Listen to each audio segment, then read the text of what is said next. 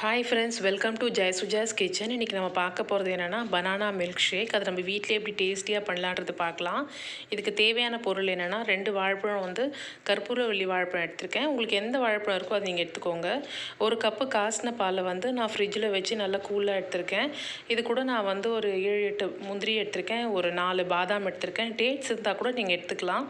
இப்போ இது எல்லாமே நான் மிக்சியில் போட்டு கிரைண்ட் பண்ணிக்கிறேன்.